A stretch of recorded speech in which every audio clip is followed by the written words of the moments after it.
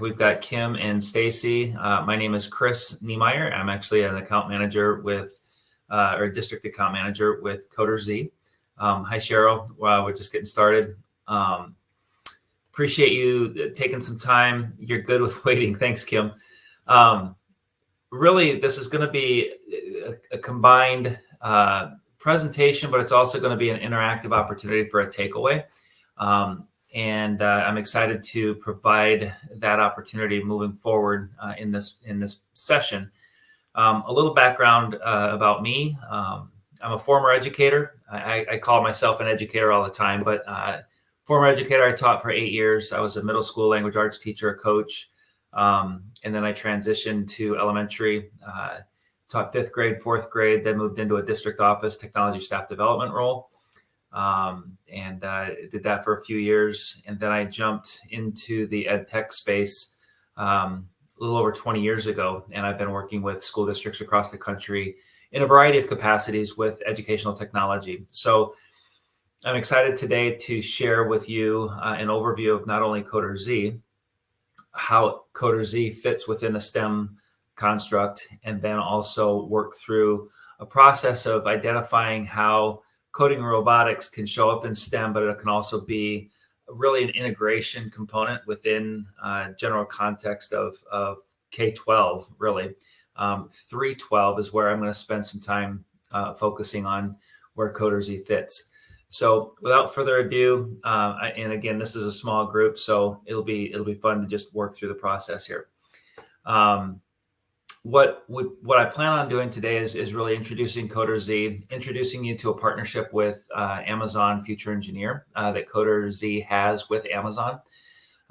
Share with you an overview of the Amazon Cyber-Robotics Challenge, and that is something that you're going to be able to take away for free today and utilize hopefully with your students and yourself. I hear a lot of times teachers get addicted when they're going through the challenge. It's a lot of fun and very interesting learning opportunities. I will share with you the overview of the CoderZ digital learning environment. So as you're moving forward into the resource, you'll have a really good understanding, a firm understanding of how the infrastructure works and what it looks like. I'm going to provide time today to jump in and get started in looking at the challenge as well as the infrastructure. And then we'll do some questions and answers at the end. A little bit about CoderZ. CoderZ is really two things. We're a coding and robotics curriculum that anyone and everyone can utilize. We provide a virtual competition, and you may or may not be familiar with First Lego or Vex or other competitive environments. We do a virtual competition.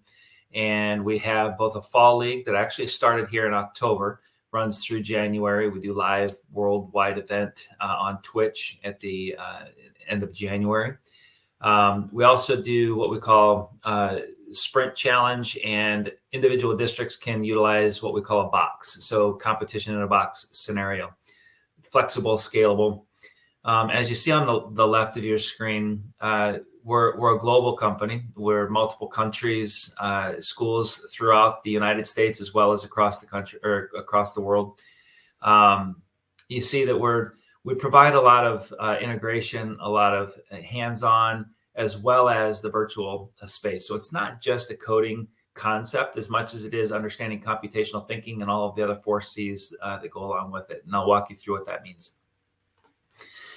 Why CoderZ? Why CoderZ is an interesting question because it provides teachers an opportunity to engage students in a gamified digital learning environment, interdisciplinary and STEM at the forefront, because we're integrating math, language, science, social study. I mean, there's a lot of different types of integration happening in a flexible learning environment.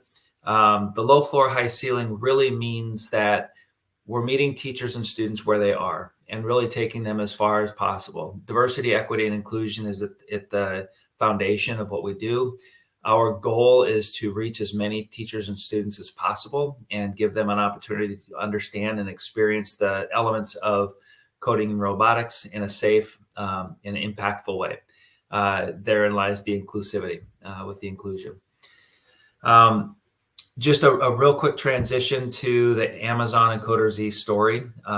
Amazon came to Coder Z and asked Coder Z to help with an overview, help with an understanding of the concept behind the fulfillment center and what an Amazon fulfillment center looks like. So what they did is ask Coder Z to come up with some curriculum. And what I'd like to do is give you the foundation of a fulfillment center before we jump into the whole environment.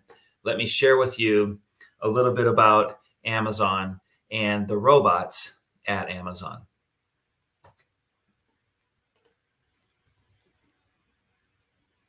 On the ranking of things to worry about, Skynet coming and taking over doesn't even rank in the top 10. It distracts attention from the more urgent things, like, for example, what's going to happen to jobs.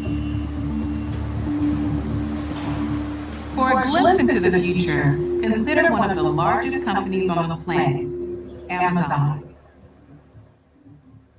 Amazon has tremendous scale. We have fulfillment centers that are as large as 1.25 million square feet. That's like 23 football fields. And in it, we'll have just millions of products. To deal with that scale, Amazon has built an army of robots.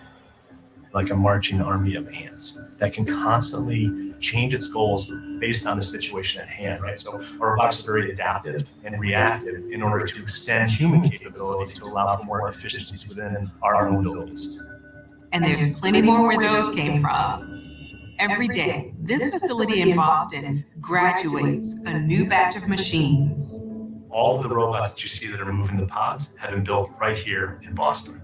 I call it the nursery, where the robots are born. They'll be built, they'll take their first breath of air, they'll do their own diagnostics. Once they're good, then they'll line up for robot graduation, and then they will swing their tassels to the appropriate side, drive themselves right onto a pallet, and go directly to a fulfillment center.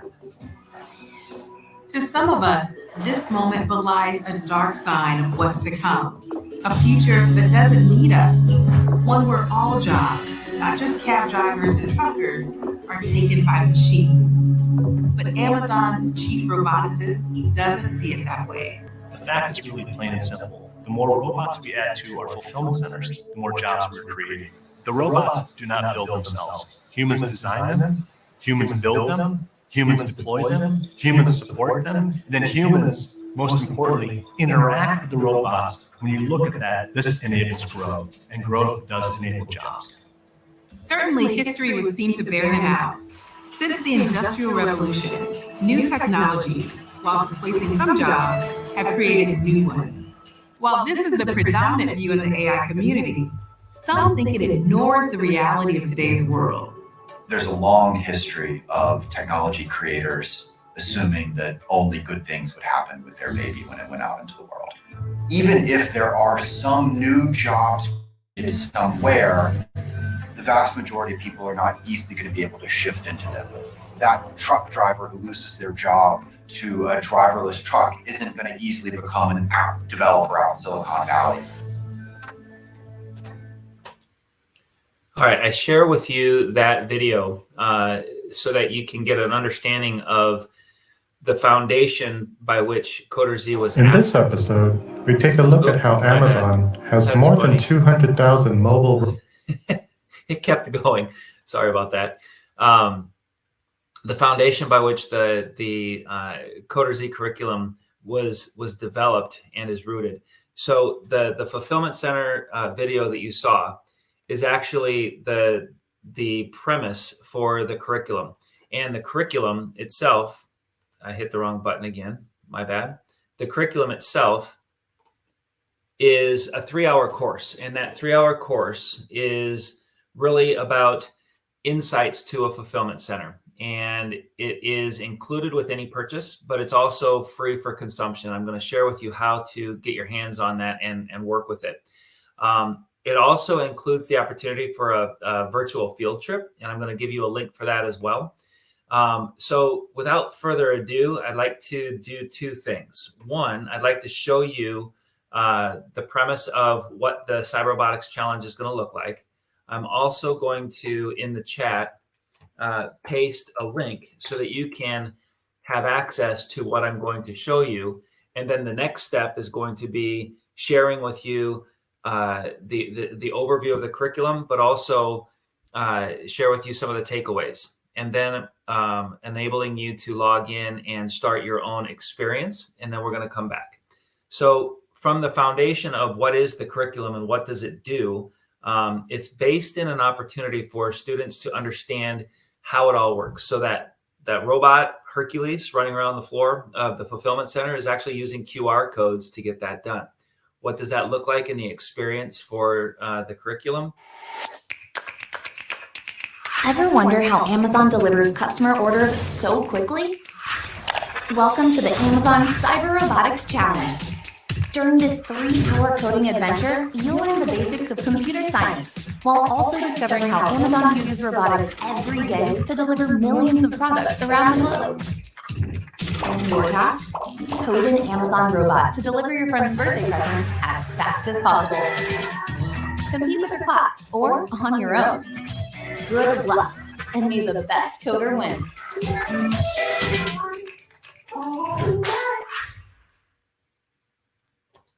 So that's the fun nature of what we're going to be doing. I'm also going to show you the ability to take your students into a virtual field trip at Amazon. What it does is it introduces students to an Amazon engineer in 4 different locations, 4 different fulfillment centers across the country. So I'll walk you through what that looks like here in a moment. Before I do that, what I'd like to do is simply walk you through the next step of what happened with the overview of the relationship with Amazon. And I apologize for whatever reason. For whatever reason, the PowerPoint was not doing what I needed it to do. So I'm going to go ahead and start the show again to go full screen from here. Sorry about that. I just wanted it to go bigger screen so we could maximize our real estate on the screen. So what happened was Amazon was hearing feedback from teachers across the country saying that they wanted more opportunity, more learning experiences to help students understand the nature of the robotics and the nature of coding that's going on. It's one thing to do the fulfillment center. Amazon came back to Coder Z and said, hey, what would it look like if we worked with you and underwrote content and curriculum for Title I school districts across the country? So districts with underrepresented community population could have access, again, going back to the diversity, equity, and inclusion conversation. So Amazon is supporting Title I school districts with 6 months worth of content. So the resources that you see on the screen are the Coder Z curricular resources, Coder Z Adventure that introduces students to the Spike Prime, Code Farm, which is another robot that's being introduced, and we're about to launch that nationally. But it's really that computational thinking with creativity and collaboration built in. Cyber Robotics 101, 102, and Python Gym. 101 introduces you to the EV3 Mindstorm, and Cyber Robotics 102 and Python Gym have Ruby. So the reason for me showing you this is there's an extension opportunity with the Amazon Future Engineer with Coder Z curriculum, and we can talk about that, offline. An overview of the challenge and what it looks like inside of the digital learning environment. I'll literally take you in and show you an example as we log into the account. So it's web delivered. So it's really a username and a password. And there's a variety of ways that you can enter, whether it's a single sign-on with your rostering or however your district has you log in. Once inside of the digital learning environment, you're accessing the content. What you're going to have access to today is the Amazon Cyber Robotics Challenge. And I'm going to walk you into just an overview video that shows you what the construct of this competition or challenge really looks like. Welcome to the Amazon Cyber Robotics Challenge. My name is Hercules, and I'm an Amazon Fulfillment Center drive unit. There are many types of robots at the Fulfillment Center. Not to brag, but I'm the most important one. Today I will be showing you how to program me. First, let's get our bearings. Here I am in the Amazon Fulfillment Center's training area, and this window pane is called the simulation screen. Your goal is to get me to the yellow target. Can't see me or the target? Scroll your mouse or touchpad to tilt and zoom. Right-click anywhere and drag the cursor left or right to rotate. On the left is the code editing area, where you write the instructions that tell me what to do. Writing code is easy. Just snap blocks together. Click the play button to make me execute the instructions you gave me. You can grab additional blocks from the library.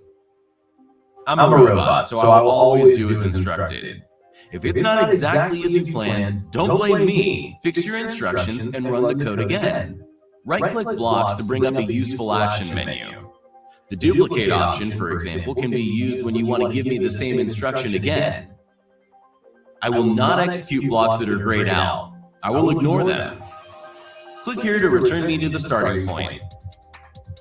Want to reset the whole mission, including your code? Click this button. The reset button also replays the mission tour. Need help? You can find useful tips here. Bye for now.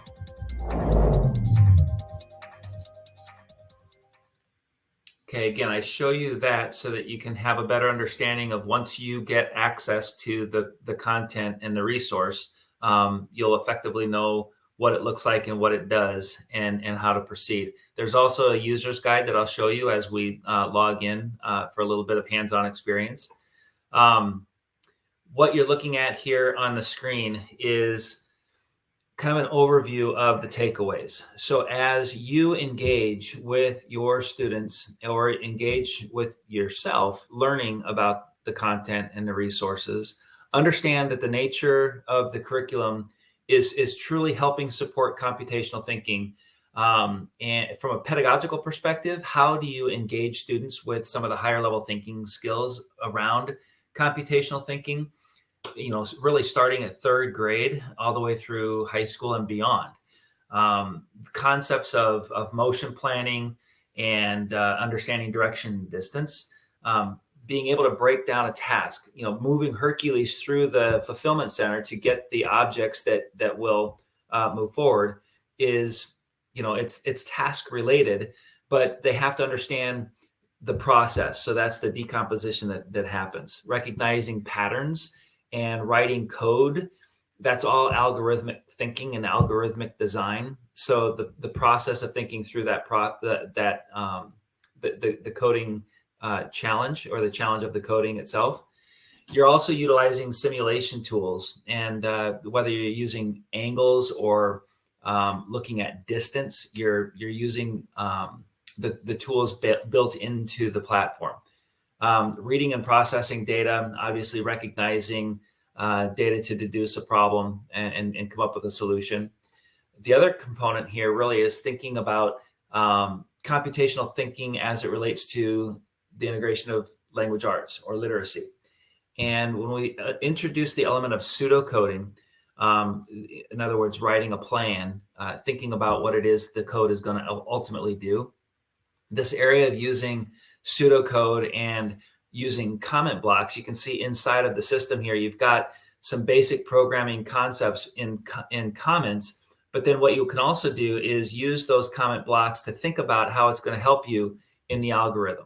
Right. So now our code in a repeat loop is a little bit different than just simply sequentially. OK, so there's multiple ways to solve the challenge, solve the problems. And ultimately, you're giving an opportunity to think about computational thinking in a variety of ways. Checking off the boxes regarding standards alignment, CSTA, and GSS, as well as individual state standards. All of the privacy components, COPA, FERPA. We've signed the Student Privacy Pledge. We've actually got multiple privacy agreements throughout the state, not only in Washington, but other states throughout the country. And again, we provide a variety of ways to access the content and the resources. So without further ado, what I'd like to do is provide you an opportunity to engage in the curriculum. So I sent a link in chat, And this link that I put into the chat, the very first link, the coding courses in Amazon Cyber Challenge, if you scroll down a little bit, if you've never set up an account in CoderZ, you can simply click set up your virtual class. It will take you to another registration page. What you'll do is you'll fill in your first name, last name, basically getting some information to us. And then what we'll do is turn around and you'll get an email in whatever email system you're using, or whatever email you put in here. You can select a school. If you can't find your school, don't worry about it. What this is doing is helping tie the content and the outreach, so our folks can help if we need to do some problem solving at the end. So once you do that, you'll click sign up. You'll get access to an email that'll come into you. If you've already used CoderZ in the past, you might go ahead and just log in. Use your login. You more than likely have access already to CoderZ and the Cyber Robotics Challenge from Amazon. If you just wanted to test it without even trying or creating an account, there's actually a way that you can do that as well. It just basically walks you in and says, hey, where are you? And we're going to give you an essential account. Okay, so there's just a variety of ways to get in and get started. Once you access your email, I'm going to back out of this and go back into our login. Once you access the email, it's going to ask you to log in using the credential that you've already set up. Okay, I'm going to take a quick 30 seconds just so that if some of you are doing that, you can go ahead and walk through that process. Okay. And then once you get that process taken care of, I know that wasn't quite 30 seconds. I'll continue to pause here, but I just get into the learning environment. And I'm going to walk you into the link for a teacher's guide.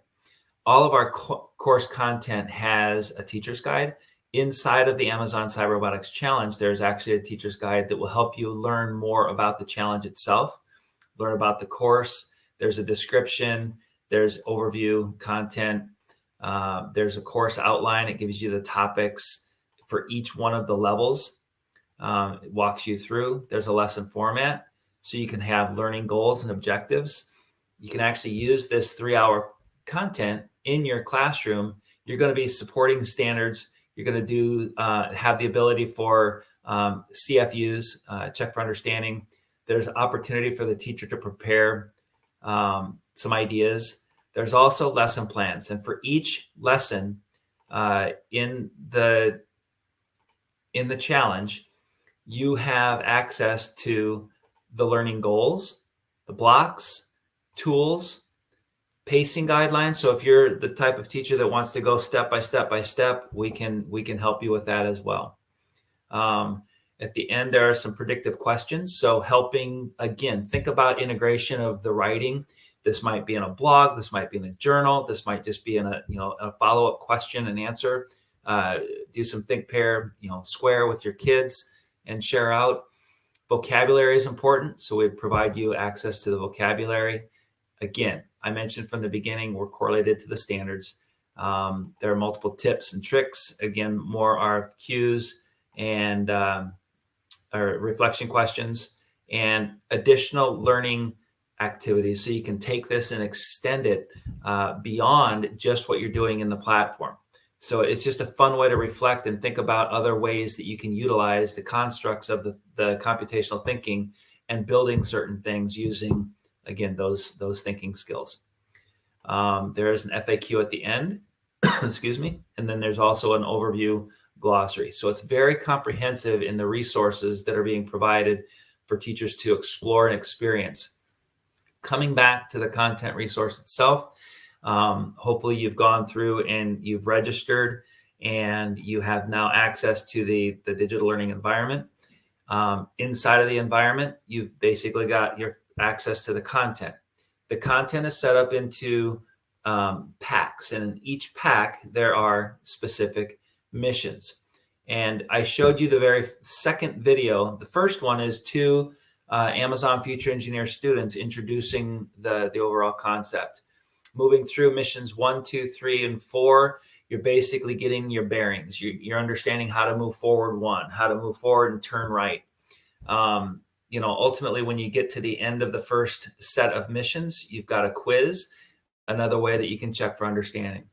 So just again, basically start this out, the very first mission you get into gives you access to learning how the robot moves. Okay, it's using literally the QR codes on the floor. So as this comes up, got my video on and I'm sharing my screen, so it's taking just a little bit longer. So as this populates,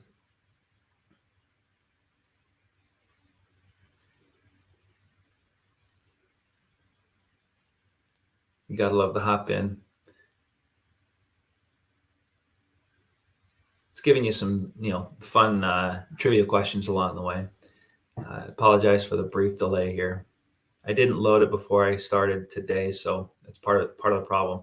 Again, very, very basic to begin with. It's showing you, again, you can use your mouse to move down and forward. You can drag left and right with your right mouse button. Basically, I just need to be able to move forward one step, okay? Your control blocks are off to the left. As you progress through the infrastructure, you're going to get more blocks to work with. But basically, it's if you've used any kind of drag and drop platform before, it's the same thing. You've also got a garbage can that you can get rid of things. You can make the screen bigger if you need to. Okay, so if you've got students that are a little bit visually sensitive, you can increase or decrease the size of the screen. To run the mission, you simply press the run, and you're able to now see the Hercules move forward. If I go back in this, I also want to share with you the fact that the teachers, as you move through, the teacher interface has access to open solutions. So as you move through this and you get stuck, there are ways that you can have the quote out, and you can hit the drop down and go to open solution. That's going to say, are you sure you want to open up the solution? You hit OK. It basically gives you an example of the solution that you can use. Okay. As I move through the missions and you get a little bit more, a little bit further along, like for instance, we get into level 2, element of time is introduced. So I'm going to open up mission 10 and talk you through the aspect of the difference between efficient coding and coding efficiently. Okay. So one way to solve the problem is by creating a variety of repeat loops. Another way would be just simply go forward, 2, go right, 1, go forward, 1, back, 1. So there's not a lot of repeats being introduced. So along the journey, again, you've increased the opportunity for different types of movement blocks, control blocks, and data blocks being used. Smart blocks are basically ways that you can cluster blocks together to make it more efficient. Again, this is the element of time that was introduced. So now the students have to create the code that will get Hercules to the target and fulfill the target mission within a specific amount of time. Later on, students are going to be programming multiple Hercules to get multiple objects back at the same time. So here, again, the teacher can create the open solution, or I've already created the programming. Another interesting element in the user interface is behind the scenes, there is actual code. So students can now see the intersect between what they're doing in Blockly and what the Java code behind the scenes looks like. They're not editing the code itself, but they can, however, see the correlation between Blockly and the contextual coding. Okay, so I'm just going to go ahead and play this to give you an example, and then we'll back out and work the process to get you all on your own. So here Hercules is moving forward. You're seeing the element of time. The clock is ticking. Our interface over here is demonstrating what code is being used while Hercules is moving. We get to the fulfillment. It says, okay, I've accomplished this. I've still got 1 second, 0.9 left. And we've completed that particular mission and we've succeeded, and we can go on to the next activity. Okay. So without further ado, what I've done is sent you each in the chat the Amazon Cyber Robotics Challenge. I'll copy it again. I'll put it in the paste in case new folks came in. Here it is once again. The other link that I sent you was the Amazon Future Engineer Tour. And this tour will be an opportunity for you to take your students into a warehouse in a variety of areas across the country. There's also a toolkit available. And in this toolkit, it helps you walk through everything that you'll need to know and be able to do. By the way, all of what I'm showing you right now is free. So you can take your students through a virtual field trip. You can register them, walk them through the tour. Vocabulary is involved. There are learning outcomes as well as standards integration and alignment. There you go. So again, coming back to the link that I sent you, 3 ways to get in. 1, set up a virtual class. 2, if you've already got a login, you can use that. Or 3, go ahead and do it without even creating an account. Just to try it out, get your feet wet.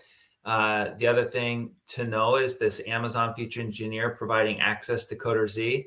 You can click that link. It'll open up another tab. And this is where you can go in and determine if you can apply for your school to receive 6 months of content at no cost, and just identifying your school and then going through the process. If you know that you're a Title I because for whatever reason it might not be listed, simply reach out and we can help you move through that process. So I'm going to be quiet for just a little bit, let you go through the process of getting into the Amazon Future Engineer or the Amazon Cyber Challenge, and work a little bit, and then I'm going to pay attention to the chat and see if there are any questions that are available. And I'm seeing that some of you are saying that the caption isn't working, the closed captioning isn't working. There is a CC on your your dashboard on your end that is a CC, and you can click it and it should start working. I went ahead and put it on here, but it's taking up a lot of the screen space, so I went ahead and turned it back off. Looking at any other chat, it doesn't look like there's any major questions. Something that I might need to express, just in case anyone is trying on an iPad or an iPhone, the interface is really meant to be used on a laptop or a Chromebook or a desktop. iOS devices currently aren't 100% supported. However, on an iPad, if you're using desktop version, we have seen successful implementations using the iPad with desktop mode being used in the process. And Chris, go ahead and turn your CC back on. I did toggle mine back on and it's not working. There it goes. Okay. So now it's working again. Okay. Sorry for the, Thank you. Yeah, absolutely. Sorry for any confusion that might have caused. Okay, so if you are a Title I school, Sarah, and then Kim, you're asking about multiple sessions, so I'll answer both questions. So the Amazon Cyber Challenge link that was sent earlier, placed again in the chat. If you scroll down, you'll see a click here for Amazon Future Engineer providing free access to the virtual robotics modules. If you click there, it will open up another tab for you to walk down or scroll down and type in a school. And you can find your school by just simply typing in, I'm trying to think about a Title I school. And for instance, if I go into Compton High and then click and see if your school is eligible by just simply, find out if my school is eligible, click it. And then you'll see you teach at an eligible school or you do not teach at an eligible school. If you are at a Title I school that doesn't show up here, and you go into NCES and you know what, you're identified as a Title I, you can walk through the process. Just simply say, I can't find my school, and also reach out to someone at CoderZ, whether that's in support or my contact information is on the presentation. So you can reach out to me as well. Here, you'll have the opportunity to select which content you want to have access to, and then simply sign up. Same process that happened when you signed up for the Amazon Cyber Robotics Challenge. You'll get an email. It'll walk you into the process of how to get into the platform, which will get you to this part right here. You'll then create a username and a password and log in. Another way to invite students is to simply join a class. There's a class code that comes inside of when you're registering and setting up your classes. You're welcome, Sarah. And inside, yes, you can set up multiple classes. So if you click the My Classes on the left-hand side, the very first thing that'll come up is it'll say, you know what, I don't have any classes. So you'll want to create a new class. So by creating a new class, you've got importing tools or just simply create a new class. You name the class, you identify the school or organization. You'll have just one when you create your registration process. And then ultimately it will, yes, I'm sure I don't want that to be saved. You'll be in one of your new classes. I'll just go into my demo class. Then you have the ability to edit your courses that you want to share with the students, whether it's a new item or if you're going to help them go through all packs or pack by pack or sequential. So you have some choices on how you want to arrange the curriculum itself. Once you've done that, you can actually invite students. And yes, I'm sure. And so here's a couple of different ways that you can invite students in. You can have a class code that you can email out. You can copy a link to the class that you just created, or you can start typing in students' emails and they can walk through the process. Okay. So again, just a few different ways that you can invite students into the content. You can set up multiple classes, have multiple sets of students go to different classes. So if you teach, maybe you're a library media specialist and you see multiple groups of students, or if you're a middle school teacher and you see different groups of students coming through, or even an elementary teacher, you wanting to set up a differentiated classroom experience, you can do that as well. So there's also the knowledge base, and inside of the knowledge base, you have access to all of the resources that will be necessary for you to be successful in the way that you're setting up your courses or setting up your classes. Okay. Now, I know we're near the end of our journey, so I'll go back to the original slide of the presentation, and my contact information is here on the left. If there's ever a need or a want to reach out and learn more, whether it's about the Amazon Cyber Robotics Challenge or any of the other content resources that we have with the Future Engineer program, or you're just interested for some other questions and answers, happy to help, happy to support. And again, thank you for being a quiet audience because we didn't have interactivity, but thank you for sticking around and participating today. If there are any questions that I can answer in the chat, I'd be happy to stay for a little bit and work through some questions.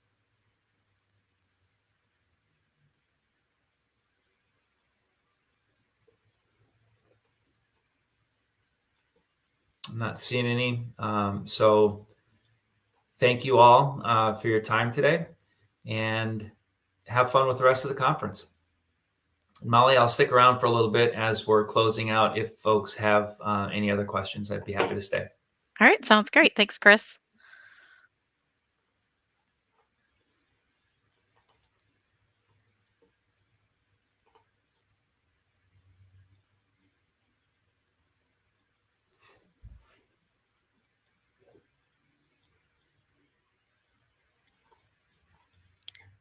Chris, it does look like Kim has asked another question. She wants to know, can the code be exported to EV3? Great question. Now we're talking about the Cyberobotics 101 course.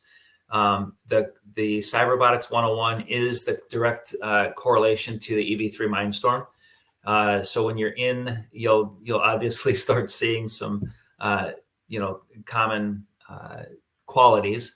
Again, the Cyberobotics 101 was written with the EV3 Mindstorm in mind. And the answer is yes. Inside of the learning environment, you will see a download function. The caption's gone again. I have closed captions on my end. Not sure why it's not working. Sorry, Cheryl.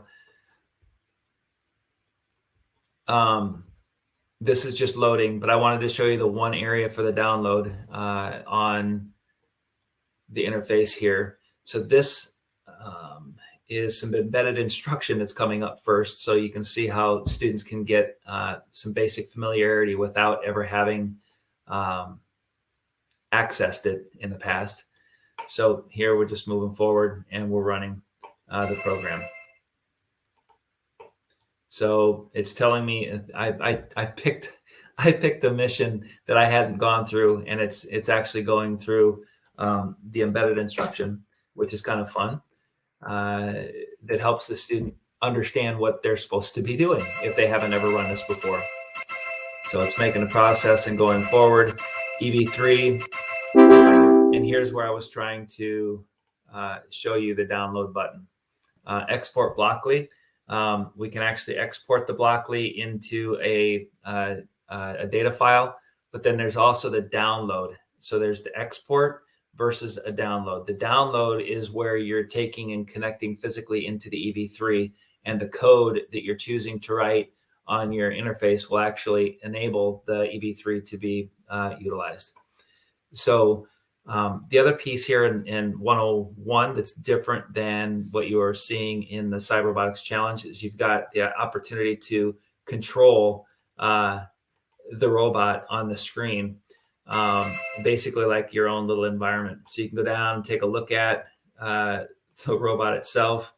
I need to back out so you can see the arm moving up and down. So I'm controlling the EV3 just simply by using the remote.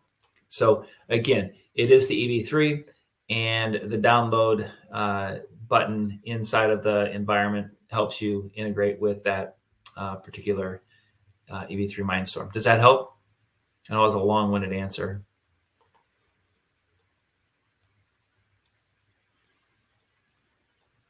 Okay, I think that was. Any other questions that I can help with?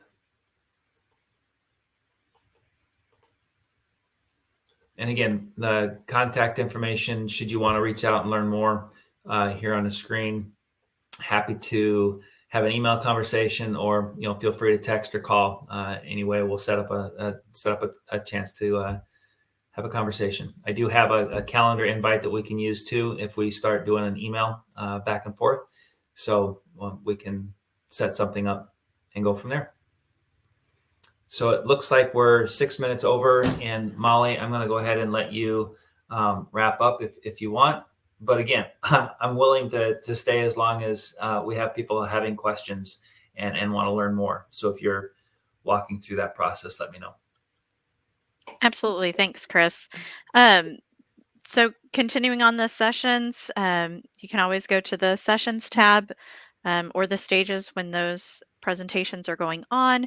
You can jump back into the reception area if you need to look at the calendar, at the schedule for today's experience for all the other sessions that are going to be coming up.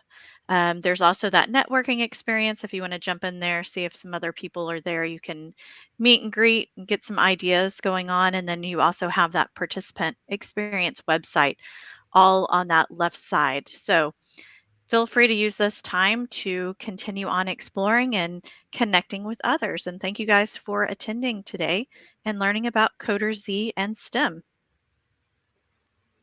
Thank you, Molly. Thank you, everybody.